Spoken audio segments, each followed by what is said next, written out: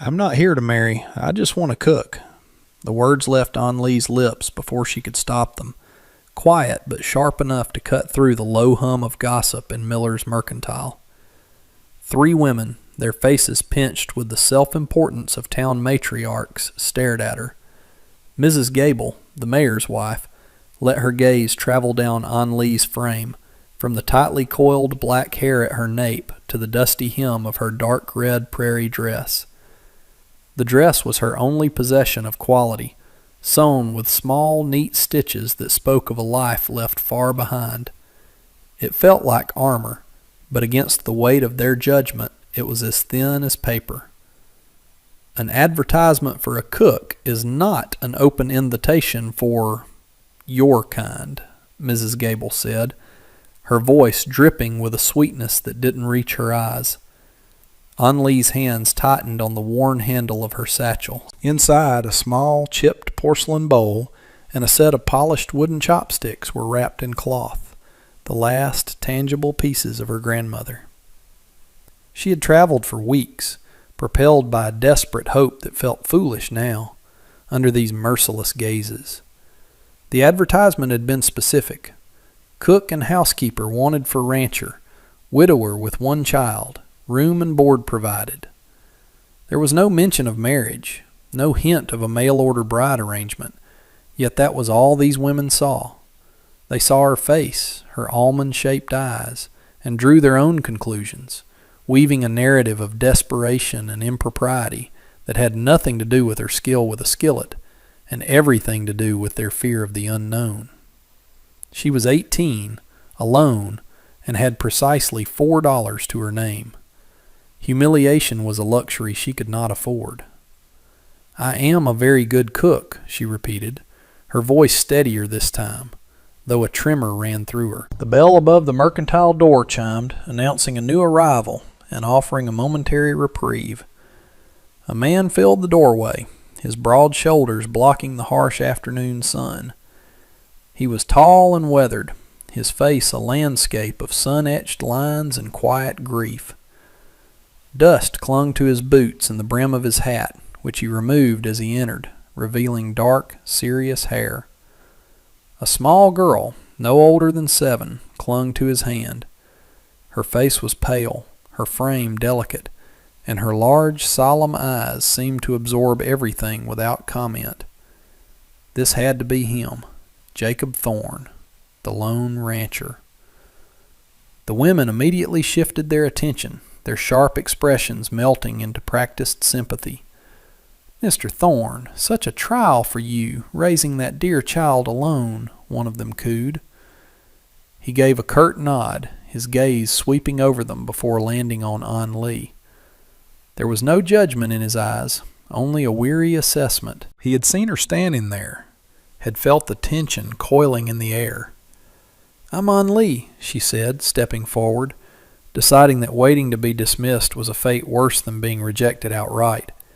"I've come about the position." Jacob Thorne's eyes, the color of a stormy sky, met hers. He looked from her to his daughter, Lily, whose small hand was still lost in his.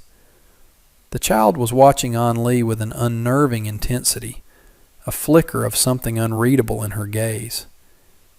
"She can't possibly manage a ranch kitchen," Mrs. Gable inserted herself, her voice sharp again.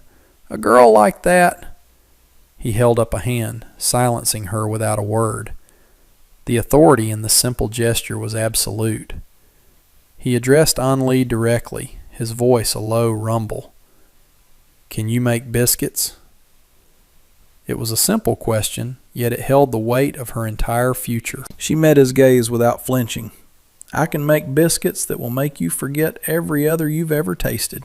I can make stews that will warm you on the coldest night, and broths that can soothe a fever. I can cook." A long silence stretched between them, the air thick with the scent of dried goods and the town's disapproval. Finally, he gave another short nod. "Get your things. The wagon's outside." The ride to the ranch was silent and dusty.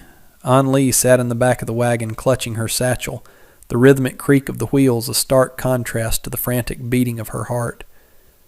The landscape was vast and unforgiving, a canvas of baked earth and endless sky that seemed to swallow her whole.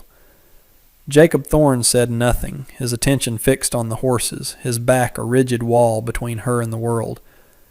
Lily sat beside him, occasionally glancing back at An-Li, her expression a mixture of caution and curiosity. When they finally arrived, the ranch house was just as stark as the land it occupied.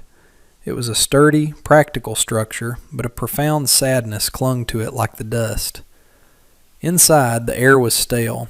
A fine layer of grime covered every surface, and the main room was filled with the quiet clutter of a life interrupted. But it was the kitchen that took An-Li's breath away. It was a space hollowed out by grief. A stack of dirty dishes sat in a basin of greasy water. The stove was cold and coated in soot, and the pantry shelves were a chaotic jumble of half-empty tins and bags of weevil-infested flour. For anyone else, it would have been a vision of despair. For An-Li, it was a promise, a challenge. This was a place she could command, a chaos she could tame. This was a sanctuary waiting to be reclaimed. She set her satchel on the floor, untied the ribbons of her bonnet, and rolled up the sleeves of her red dress. Her hands, which had been trembling in the mercantile, were now steady. Here, surrounded by neglect and sorrow, she knew what to do. She started with the water, hauling buckets from the well until her shoulders ached. Heating them on the stove she had to scrub clean first. She worked through the afternoon and into the evening, a silent, determined force against the entropy of the house. Lily appeared in the doorway, a ghost in a cotton nightgown, watching her with those big, silent eyes. She didn't speak, but she stayed, her presence a quiet testament to the change already beginning to stir in the silent, lonely house. For her first meal, An-Li kept it simple. There was no room for artistry yet, only for nourishment. She made a thick beef stew, simmering the tough cuts of meat for hours with wild onions and carrots she found in the root cellar, until the beef was tender enough to fall apart with a fork.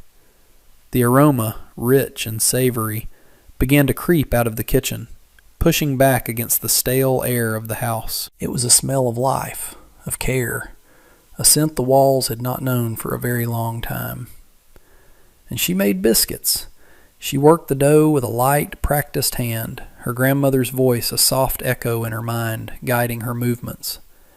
They rose in the oven, golden and fluffy, their tops brushed with the last of some churned butter she'd found.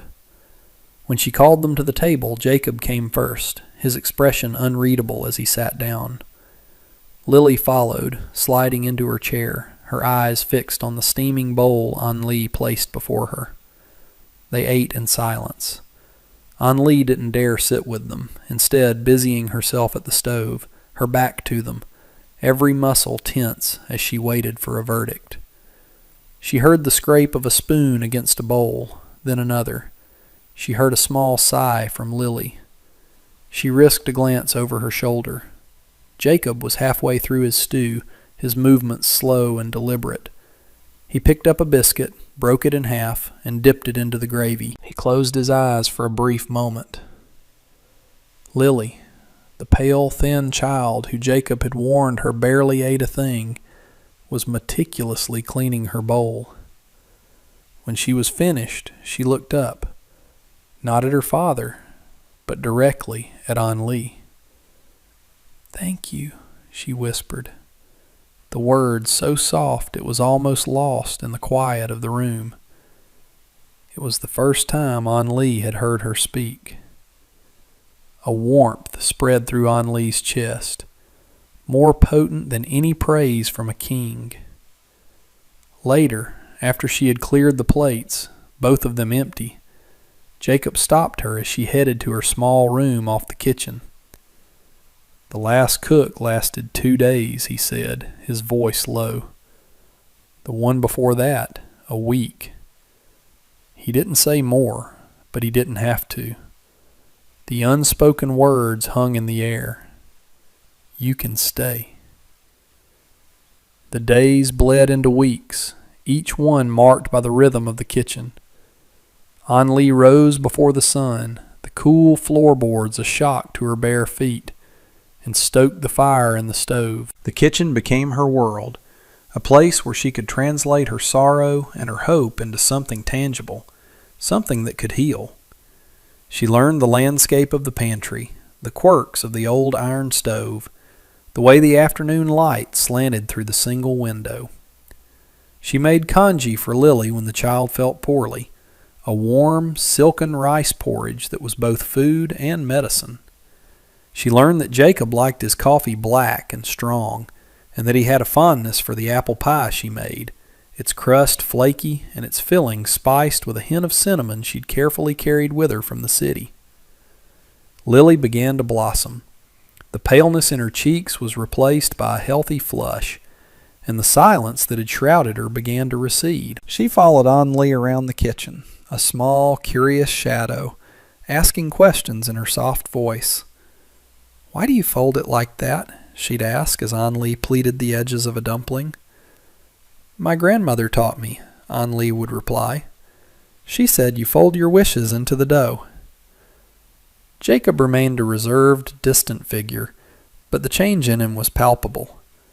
The hard, protective shell he wore around his heart began to show the faintest of cracks. He would linger in the kitchen after a long day's work, nursing a cup of coffee, the weary lines around his eyes softening in the warm, fragrant air. He watched her work, the quiet efficiency of her movements, the care she put into every task. One afternoon, a brutish ranch hand named Bart made a crude remark as she was hanging laundry, his eyes lingering on her in a way that made her skin crawl. Before she could even react, Jacob was there, his presence sudden and immense. "You will show Miss Anli the respect she is due," he said, his voice dangerously low, "or you will find yourself walking off this ranch before sunset." Bart stammered an apology and fled. Jacob didn't look at her, but the message was clear. He was her protector. In the quiet fortress of the Thorn Ranch, she was safe. The annual Founders' Day picnic was the most important social event of the year in their small corner of the world. It was a day of polite competition, where a woman's worth was often measured by the quality of the pie she brought. When Jacob informed Anli that they would be attending and that he needed her to prepare a dish, a cold knot of dread formed in her stomach. This meant facing them again. It meant subjecting her work, her heart, to the judgment of Mrs. Gable and the others. It was one thing to earn the quiet approval of a grieving man and a lonely child. It was another entirely to face the collective scorn of the town. I don't know what to make," she stammered, her confidence wavering for the first time in weeks. "Make what you make here," Jacob said simply, his faith in her absolute. "Make it good." His words were not a comfort. They were a command, a weight of expectation. For 2 days she barely slept. The kitchen became her battleground. She decided against a simple pie or a common casserole. They would be expecting that, ready to compare it unfavorably to their own. She would give them something they had never seen before. She would give them a piece of herself. She spent hours meticulously crafting dozens of delicate dumplings, filling them with seasoned pork and vegetables, each one a perfect pleated jewel. And she baked a savory chicken and mushroom pie, but with a pastry so light and layered, it practically melted on the tongue, the top adorned with an intricate lattice that was a work of art. As she worked, she poured all her fear, her defiance, and her desperate need to belong into the food. This was more than lunch. It was her declaration, the same one she had made in the Mercantile, but this time spoken not in words, but in flour and fat and fire. When she packed the basket, her hands were steady. She was terrified, but she was also ready. She had found her voice in this kitchen, and now she would make them listen. The picnic was a sea of pastel dresses and straw bonnets, the air thick with the smell of roasted meat and the high-pitched chatter of gossip. As An-Li walked beside Jacob, carrying the heavy basket, she felt hundreds of eyes on her. The whispers followed them like a swarm of insects. She saw Mrs. Gable holding court near the dessert table, her eyes narrowing as they approached. An-Li's heart hammered against her ribs. She placed her dishes on the long communal table, nestled between a lumpy potato salad and a slightly burnt cornbread. Her pie, with its golden brown lattice, and her platter of perfectly arranged dumplings looked alien, exotic, and entirely out of place. For a long while no one touched them. People would glance, whisper to their neighbor, and then move on, filling their plates with familiar, safe fare. Humiliation, hot and sharp, pricked at An-Li's eyes. She wanted to disappear. She felt a small hand slip into hers. It was Lily, standing beside her, her small chin held high in a gesture of fierce loyalty. "It's the best," the little girl said loudly, her voice clear and true, drawing the attention of a few nearby families. Then the minister, a kind man with a hearty appetite, ambled over. "Well now, what have we here?" he boomed, spearing a dumpling with his fork. He popped it into his mouth. A look of profound surprise crossed his face. "Good heavens, Martha," he called to his wife. "You must try this."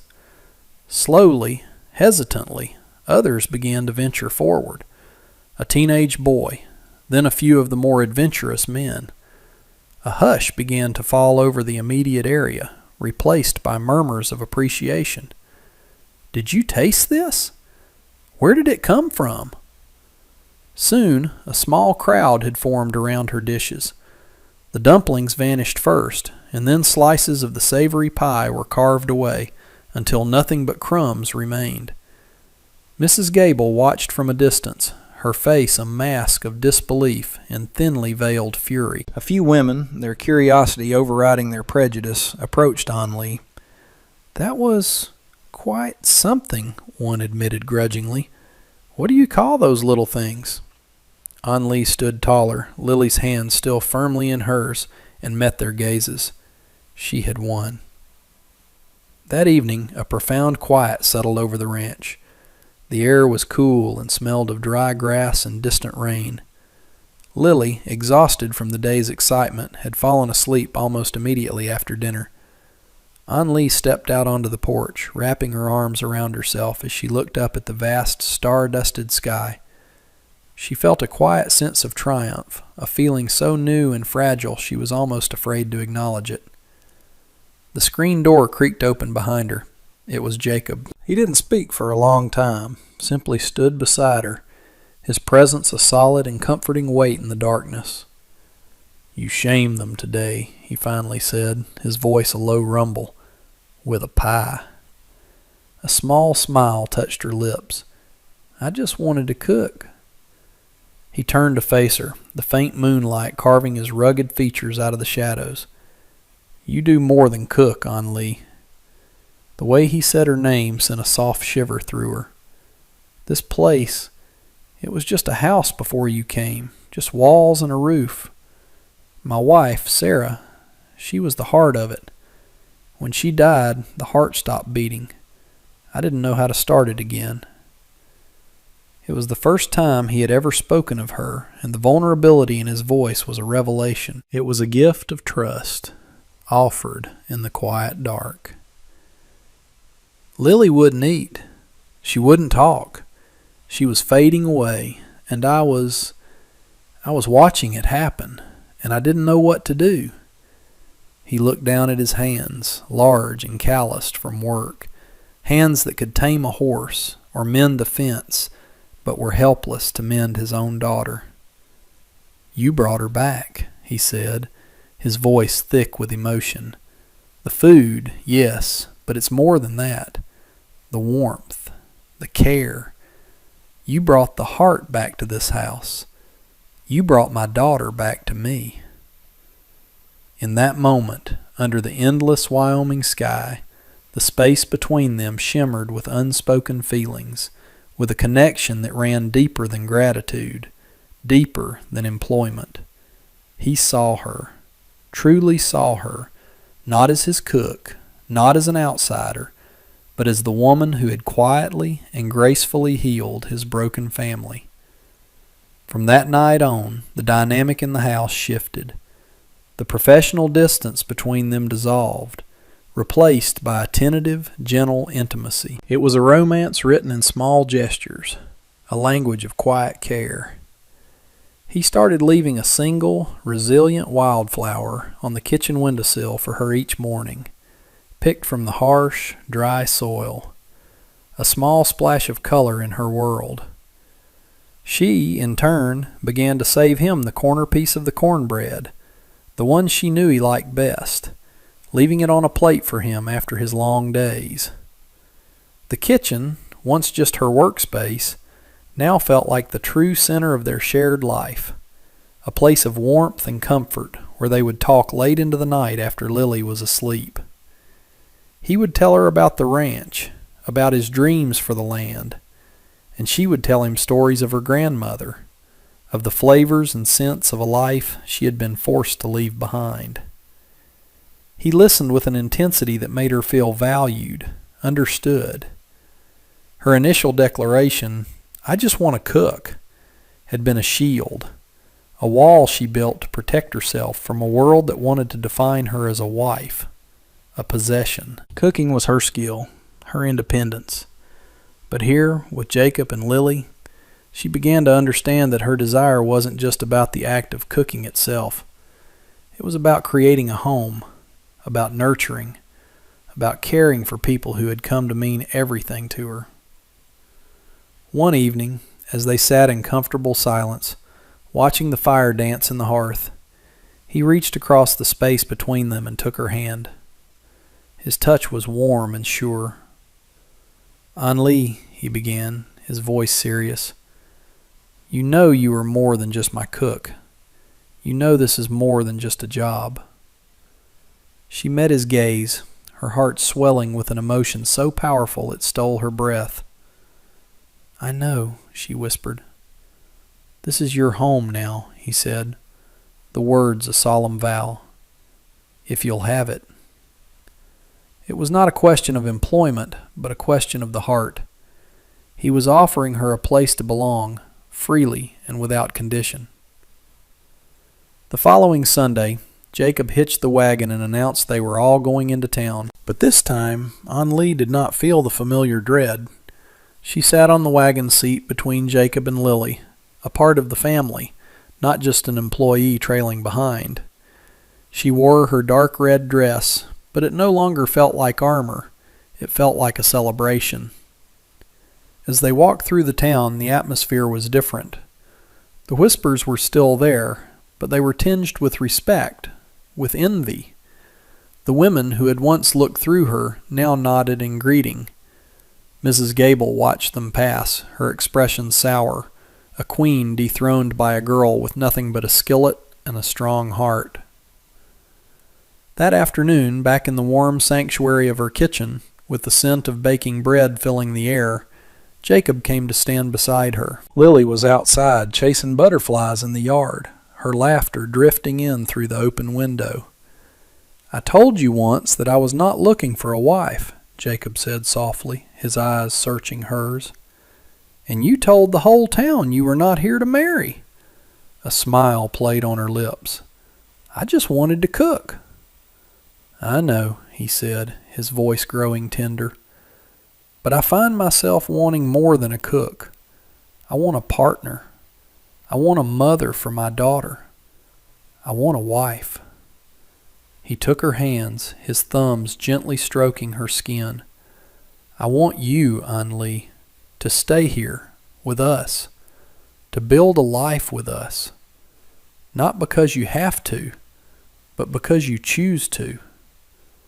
Tears welled in her eyes, tears of joy, of relief, of a profound and overwhelming sense of peace. The proposal was not a trap, not an obligation, but a destination she had reached on her own terms. It was a testament to her worth, a worth she had proven with her own two hands. She had come here seeking refuge in a job, and in the process she had built a family. "Yes," she said, her voice full of emotion. "Yes, Jacob." He pulled her into his arms, and in his embrace, surrounded by the home she had brought back to life, An-Lee knew she had found everything she had ever been searching for. Thank you for watching this story. We hope it warmed your heart. If you enjoyed An-Lee's journey, please show your support by hitting the like button, leaving a comment with your favorite part, and subscribing to our channel for more inspirational short films. Your engagement helps us continue to create and share stories that matter.